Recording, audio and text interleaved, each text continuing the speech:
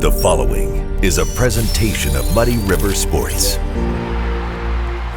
Welcome to another episode of Schuck on a Truck. It's playoff episode time. It's state semifinal episode time. I'm Muddy River Sports editor Matt Schuckman, hanging out on the tailgate today with Central football coach Brad Dixon. A couple days before the Panthers play in the state semifinals. Congrats on this. Thanks. Anytime you can make it to having to spend about 20 minutes to get ready for practice because you're putting on sweatshirts and such, that's always a good time of year. Well, you've had a little bit of snow this week.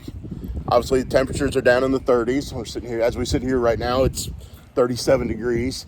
But that's football weather. Oh, it is. I mean, we always tell the kids you're going to start when it's 95 in July with camp and then finish hopefully when it's in the 20s. I think it was last week I showed them a picture of practice film with this luscious green grass and then what it looked like last week. So it definitely, it's a whole culmination. And it really kind of shows you how long this season really is and how much time the kids put in, to start in July and get all the way here to no question about it. And if you're still playing when it's this cold, you've accomplished something. Yeah, I mean that's just, you deal with that. We would. There's a lot of time that's put in to do all this stuff, and to only play 9 games is not something we ever want to do, and we always want to be trying to make deep runs in postseason, not just to win trophies and such, but to make another, like last week's game, for example. I mean, to come back in the second half, be down 12-0. That's a memory these kids are never going to forget, and that's just something that I tell them all the time that's more important than any trophy. This is the second Schuck on a Truck I've done where the wind's kicked up while we're doing it, and suddenly the tripod starts moving.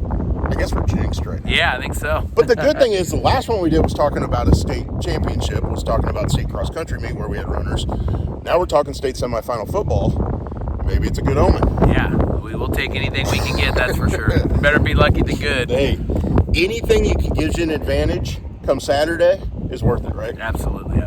Okay, you're heading to Colfax, face Ridgeview on Saturday. 1 o'clock kickoff? 2 o'clock. 2 o'clock kickoff. What's it going to take to get through this one? There's so many parallels this year to the 2018 year. There we went to Argenna, phenomenal team. 3 hours away, someplace we'd never played before. Same thing with Colfax. A little different styles. Right. Argenna was a pass-first team back then. Colfax, Ridgeview, Lexington's going to line up in the power I for most of the game, do a bunch of unbalanced stuff. They're going to run it right at you. I think their all-state running backs got 3,700 yards in the last 2 years. And they've got another really good wing, really big offensive line. Their last loss was to Lena Winslow, if that tells you anything. So it's a great team. We're going to have to go over there and play our best football. There's no doubt about that. I think Greenfield prepared us for this game because they got in the power I and ran it with a 235-pound running back last week.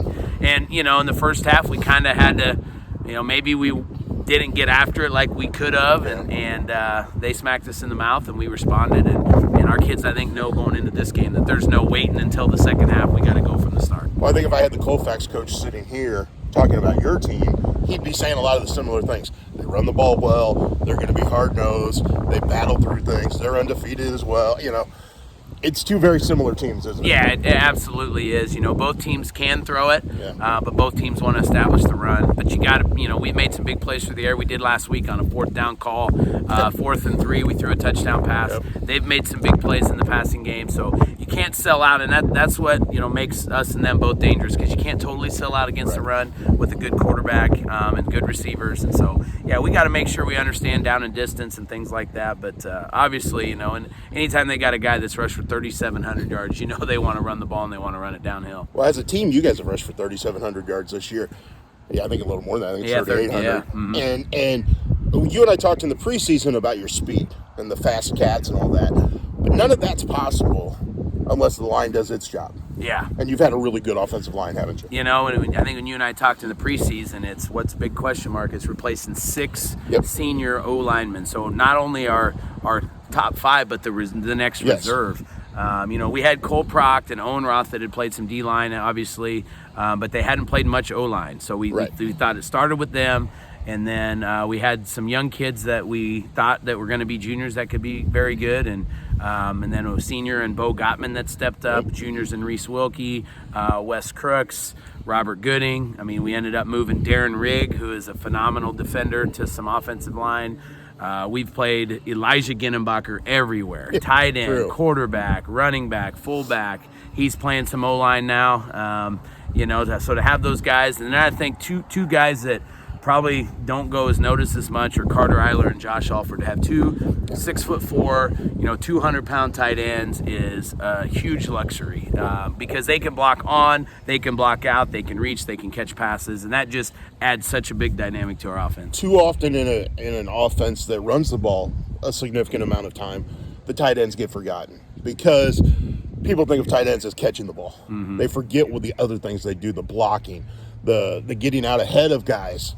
And I think your two guys on both sides have done a great job all season of getting in the right position. Yeah, I mean, our biggest plays down the stretch on Saturday were edge runs right behind Josh Alford, and he was sealing the edge so Drew could Drew had the big 50-yard run, but before that we were in 3rd and 13 on our previous drive to take the lead, and we ran a toss play behind Josh, and same result, we got 20 yards, and so, those are just huge plays. Carter's caught the ball every chance he has. Last year there were times we subbed Carter out at tight end and put Keaton in for an extra blocker. Right. This year we haven't had to do that. Carter is so much stronger and just more confident in his ability, and those guys have just, like I said, we've had a lot of different types of tight ends, but to have two guys that big and that tall at the 1A level is just a huge advantage for us. And then you got a little guy in the backfield, plays wing, does a lot of things for you, in Drew Pavin, who was once your water boy, wasn't he? Yeah. Drew's kind of came full circle. He dealt with a little bit of a hip injury midway through the year. He's finally getting healthy. He's running fast. Gavin Graves is another senior wing that does the dirty work. And then obviously, everyone knows about Isaac. And then both our fullbacks too have been huge. I think both of them are right around 700 or 700 plus. To have Ross Riley and Connor Griffin kind of as a 1-2 punch there. It's really, if we were in the I think we could have a 1,500-yard rusher, but we kind of pride ourselves in trying to distribute the ball to as many different people and keep them healthy as much as we can so we can get to a semifinal with everybody. Doesn't matter what you're running, you're doing it right because you're 12-0. Yeah. Yep, and these guys have made us look good, there's no doubt. And, we got 9 seniors, which is huge. Bunch of guys that played last year. And then, to have 2 underclassmen, Elijah Ginnenbacher is a sophomore and this Caden Ekamp freshman that's kind of, we knew he was going to be good. We just didn't know it was going to happen this fast. I think he's our second leading tackler. He's just made a huge difference in a position of need. So we don't have to have as many guys go both ways. The cool thing with watching Elijah's progression is you see Isaac rooting him on.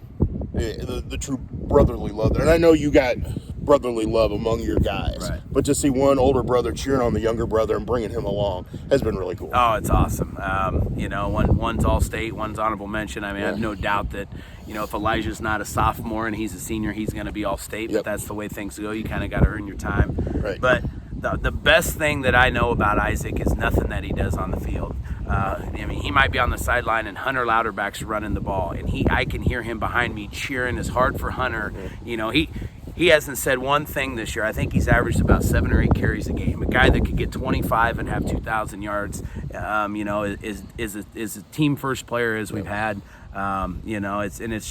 It's awesome to hear him cheer as loud as anybody and to be that guy. And even if he's not running it, but we called on him a lot on Saturday down the stretch, and I think he had 67 yards on something like 15 carries. They were tough yards when we needed to get 3 yards, but he got him. Yeah, he got him, and that's kind of, we tried to not beat him up all year because we know we're going to need him in these moments like now.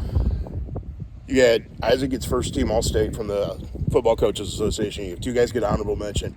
I thought the thing that jumped out at me after looking through all that is you had 4 guys get academic All-State. Yeah. This is a good group, a smart group, a group that works at it on the field and in the classroom too. Yeah, we've got it's been one of the I don't know if you want to say easy, but our kids bring it every day in practice. We haven't had to pull certain strings. We've played some teams that didn't have the best records and things, and our guys showed up in those games. I think Coach Monroe said it middle part through the year that our guys haven't played down to anybody or really had to rise up. They've just been as even keel, show up, Probably Saturday was the first time that maybe we were a little tentative to start a game, and for whatever reason, a lot of that was Greenfield went on an 18-play drive. It wasn't as if we gave up one big run, but they only finished the game with I think less than 200 yards. But this has just been, from in school and academics, to have Elijah and Isaac, not only, all state, but academic. Reese Wilkie has been one of those linemen that stepped up as a junior, both sides of the ball. And then Cole Proct is like, Mr. Central. He stays and picks the locker room up. He dumps the trash when we have a team meal. He does all of those things off the field. Most people see his size in that on the field, but he's as good a locker room guy off the field as we've had in a long time. That's awesome. That's awesome to hear about kids that are doing it the right way. And that's a credit to your program. It's a credit to these kids and their families. And now they get to play in a state semifinal on Saturday. You've been there before. What's the best advice you can give these guys going into Saturday? We're trying to keep it as simple as we can from a scheme perspective. Obviously, there's things that we do against certain defenses and offenses, but you can't reinvent things. You can't try to outthink. Obviously, you can watch a lot of film. You can see a lot of, this team was able to do this and this team was able to do that. But it's about what our guys can do, and our guys have been pretty good in our base stuff. Yeah. I've said all year, I told our defense guys, I just don't want to screw you up. I want to give you guys. I called 2 blitz calls last Saturday that resulted in big plays because I had the wrong call on it. So I don't want to do that to these guys. And, we're going to practice hard. We got another 2 days to practice. And we talked a lot about surrendering to the results. We're going to go there. We're going to play as hard as we can, execute the best we can, and we're going to be okay with what the scoreboard says if we do those things. And that's all you can do. You can't. As soon as you're scared about what happens if you lose, then, you've probably already lost. Well, this team's won, and it's earned it. And now it's a chance to go one more step.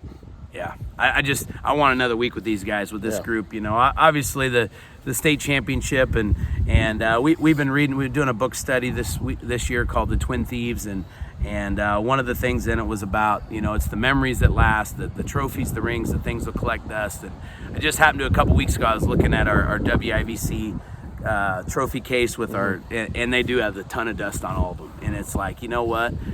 I forgot about it. I don't even look at those trophies, but I remember plays, I remember memories, I remember players, and that's what I want to, I want another week to take a trip to Champaign for that, and everything else is just kind of icing on the cake. And so, that's the way our guys have approached it. We've had a good week so far, and we're hoping to finish that way and travel on the road. We ain't been on the road since week 8. True. So, which is nice. I told kids did what they needed to do to get as many home games as they could, and so I think they're ready and excited, and so, that's where we're at. Go make some more memories. All right, well, we will. Thank you. Really appreciate you taking time to do this.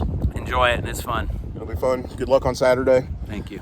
For Central Coach Brad Dixon, I'm Matt Schuckman. This has been another episode of Schuck on a Truck. Join us next week. Muddy River Sports. Our home, our sports.